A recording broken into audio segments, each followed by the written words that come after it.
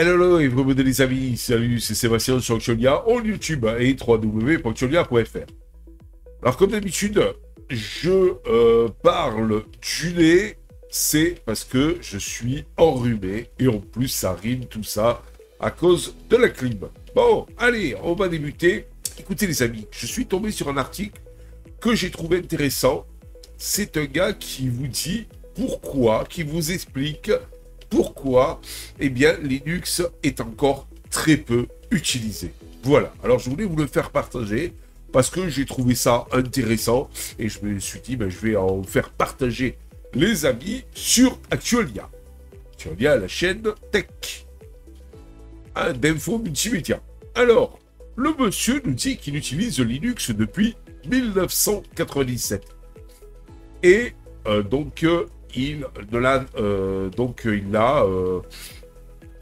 il a fait défaut qu'à une seule occasion. Donc, il dit que c'est une performance impressionnante. Il dit Linux, c'est pas de virus, pas de logiciel malveillant et pas de mise à jour forcée entraînant une défaillante du système d'exploitation. Sur le pas de virus, pas encore, mais il commence à en avoir. Pas de logiciel malveillant, c'est plus ou moins vrai. Pas de mise à jour forcée, c'est le cas, mais entraînant une défaillance du système d'exploitation, des fois, ça dépend des distributions, c'est pas aussi top que ça, les mises à jour.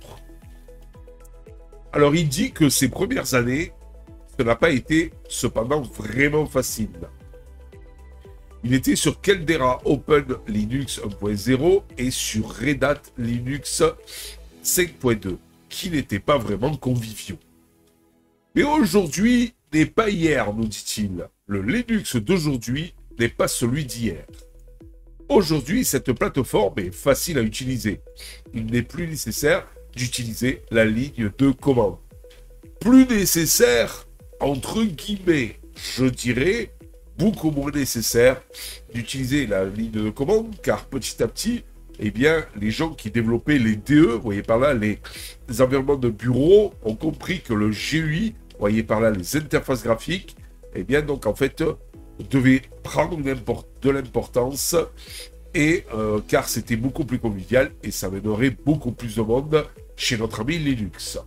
Il n'est plus donc nécessaire de compiler son propre noyau, d'écrire des scripts bash, de travailler avec des expressions régulières ou d'installer son propre firmware.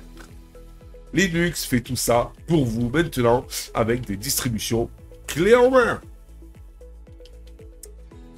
Alors, c'est tellement plus simple maintenant, dit-il. Il n'a pas tort. C'est vrai que maintenant Linux, quand je dis que les DE sont maintenant, enfin les principaux, voyez par là KDE, voyez par là Glomb, vous voyez par là même Cinnamon, sont des DE qui sont très matures.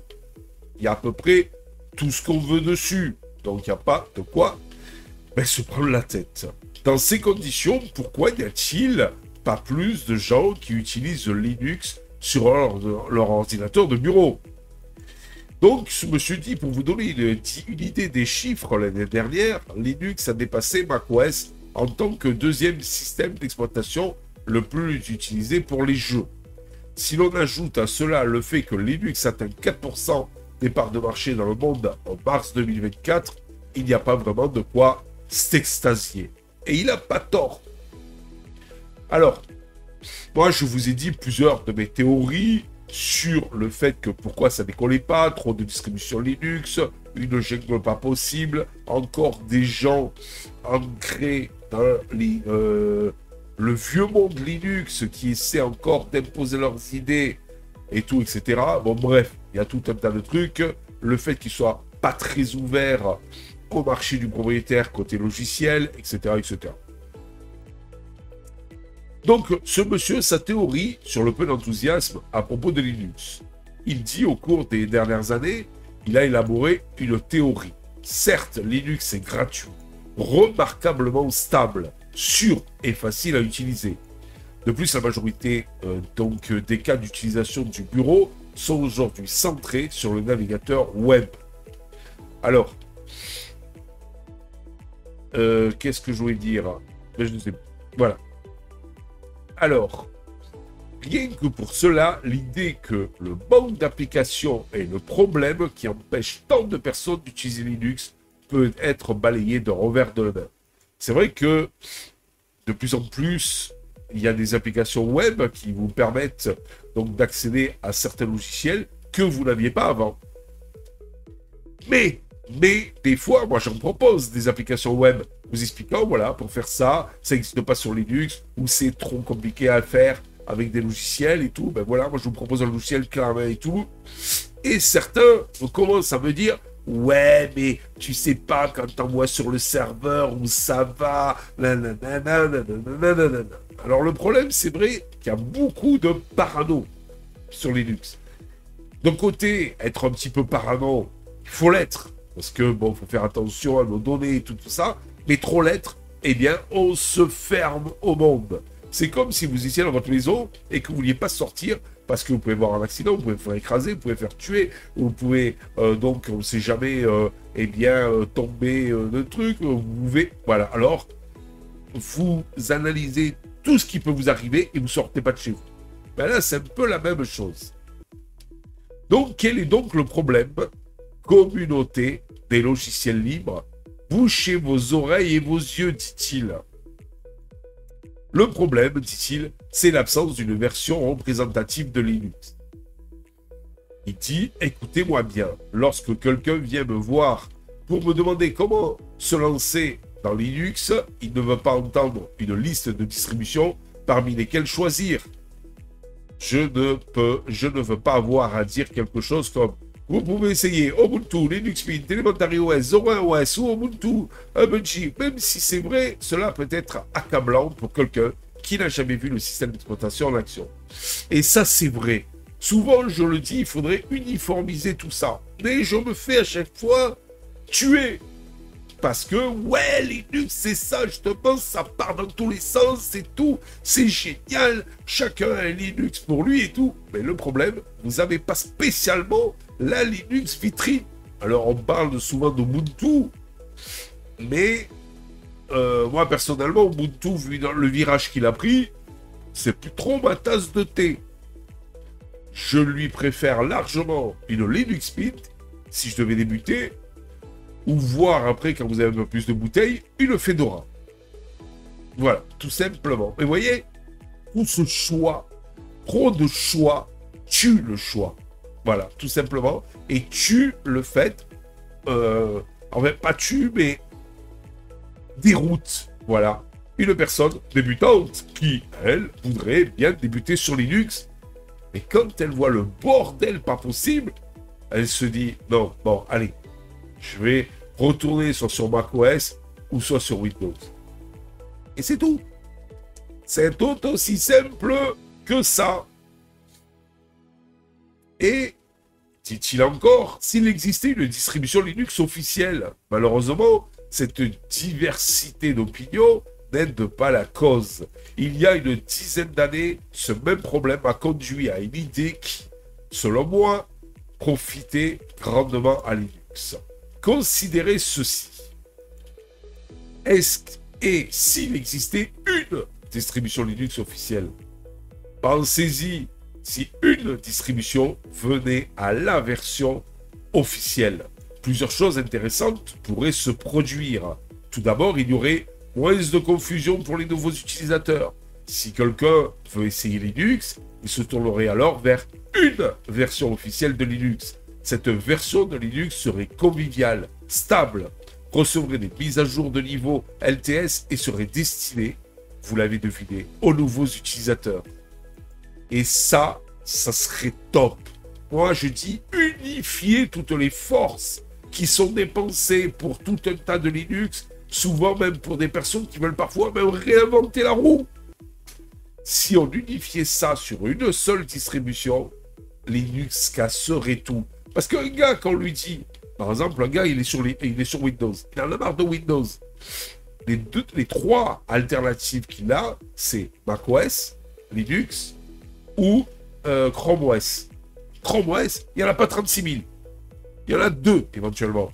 Il y a Chrome OS normal et les Chrome OS Plus. avec les Chromebook Plus. Sur Windows, il y en a 3 de versions, 3 ou 4. Mais ça reste du Windows. Toutes les mêmes ont la même interface et tout pareil. Et macOS, ben, il n'y en a qu'un. C'est là la force de ces 3 systèmes d'exploitation. Mais sur Linux, il y en a 10 000. Le mec, il ne sait plus où il en est. Et puis, il y aura... Alors, il va questionner un petit peu les gens sur les forums ou auprès des copains. Le fou d'Arch. Il dira, c'est Arch qu'il te faut et tout. Le mec qui est fou Debian, il va te dire c'est Ubuntu, Linux Mint, Debian, Zorin ou tout ça. L'autre à côté qui est fou de RPM, il va te dire c'est Fedora, OpenSUSE et tout. Et chacun va essayer d'imposer son Linux, sa distribution qui lui plaît. Regardez d'ailleurs souvent sur les forums, les petites guerrières, des fois entre les Linuxiens, qui sont pourtant tous sur Linux, mais pas d'accord entre eux sur la distribution utilisée. Il y a aussi vers une meilleure compatibilité, dit-il. Deuxièmement, les entreprises qui souhaitent porter leur logiciel ou rendre leur matériel disponible pour Linux ne seraient pas confrontées à la nécessité de les faire fonctionner pour des centaines de distributions ou même seulement une poignée. Cela pourrait se traduire par la mise à disposition d'un plus grand nombre de logiciels et de matériel pour Linux. Et oui, s'il y avait une seule distribution, eh bien, on se concentrait tous dessus, les constructeurs se concentraient tous dessus, le gars qui veut lancer un logiciel sur Linux, eh bien, le fait pour cette distribution, comme c'est le cas pour Windows, macOS ou Chrome OS. Un autre avantage serait que davantage d'entreprises envisageraient d'utiliser Linux comme système d'exploitation de bureau. La grande mise en garde, voici le problème. Quelle distribution choisir pour en faire une distribution officielle? Ubuntu, Linux Mint, Elementary OS, Zorin, Fedora. Quel système d'exploitation? C'est là que les choses se compliquent. Si vous demandez à un utilisateur d'Ubuntu, il vous répondra que la distribution Linux officielle devrait être Ubuntu. Et c'est normal, c'est celle qu'il utilise. Il en va de même pour toutes les autres distributions et tous les utilisateurs. Si vous êtes sur Arch Linux et que vous éclatez et que vous faites tout ce que vous voulez, ben vous n'allez pas dire que c'est Ubuntu qu'il faut comme distribution officielle, vous allez dire c'est Arch Linux. Mais c'est de bonne guerre en plus. Et c'est là où est le gros problème. Donc, il nous dit que pour contourner ce problème, il suggère de passer la distribution Linux officielle sur Debian, mais avec quelques files d'attente d'autres distributions telles que les utilisateurs standards ajoutés au groupe sudo, le support du Snap et Flatpak est intégré, choix du navigateur web par l'utilisateur, même avec un outil lui permettant de changer facilement. Les nouvelles versions du logiciel sont disponibles. Il ne s'agit pas d'étoffer l'innovation ou de supprimer le choix. Avec ces éléments en place, la distribution serait effectuée et contrôlée par un collectif d'utilisateurs, de devs, vous voyez par là développeurs, et d'entreprises telles que Intel et AMD par exemple. Et il y a un intérêt direct dans le succès de ce projet. Il n'y aurait pas de personne ou d'entreprise unique pour diriger le projet afin de maintenir un certain niveau d'autonomie, de sorte que tout serait géré par un comité et des entreprises pourraient également aider sur le plan du marketing, comme les publicités télévisées. Voilà, alors il nous dit qu'il ne s'agit pas d'étouffer l'innovation ou de supprimer le choix. Au contraire, il s'agirait d'atteindre un public beaucoup plus large avec une facilité dont Linux n'a pas retenu depuis sa création. En fait, la diffusion de Linux a été plutôt mauvaise depuis, depuis le début. Et vous en pensez quoi de tout ça? D'une distribution Linux unique officielle qui serait la distribution Linux où tout le monde apporterait son schmilblick, tout le monde apporterait ses forces, ses innovations, et Linux peut-être à ce moment-là exploserait, puisque si en plus il y a tout un tas d'entreprises et tout qui aident, qui financent et tout, eh bien on pourrait faire un marketing aussi bon que celui de Microsoft, voire celui de macOS, pourquoi pas. Voilà, voilà. Et surtout, unifier tout ce qui existe sur Linux dans la distribution. Par exemple, la possibilité d'adjoindre des applications Android. Par exemple, la possibilité d'avoir toutes les applications dessus. Par exemple, la possibilité d'avoir les dernières innovations, comme le fait Fedora, etc., etc. Est-ce que le moyen d'aider le système d'exploitation open source Linux à GNU Linux, même il faut dire normalement, à atteindre enfin une part de marché à 2 chiffres, et cette solution-là? Voilà, moi je vous la pose. Je ne dis pas que c'est une affirmation, je ne dis pas que cette personne, donc, dont je vous mettrai le lien en dessous dans le descriptif de la vidéo, de l'article, a raison, mais je ne dis pas qu'il a tort non plus. J'ai toujours dit qu'il fallait s'unifier. Bon, moi j'étais prêt à une unification vers que seulement quelques distributions officielles, lui il n'en veut qu'une. Pourquoi pas? Vous en pensez quoi? Allez-y, lâchez-vous dans les commentaires. Sachez que je lis tous les commentaires sans aucun souci et j'essaie d'y répondre. Voilà. Sur ce, je vous dis ciao pour une prochaine vidéo. N'oubliez pas le petit pouce en l'air pour nous aider dans cette belle aventure multimédia. Et n'oubliez pas aussi de vous abonner, c'est totalement gratuit, pour nous soutenir dans cette aventure multimédia. Je vous dis ciao les amis et à bientôt pour une nouvelle vidéo. Ciao. Si vous avez aimé cette vidéo, abonnez-vous, mettez un pouce en l'air, et partagez cette vidéo, merci, cela fait toujours plaisir.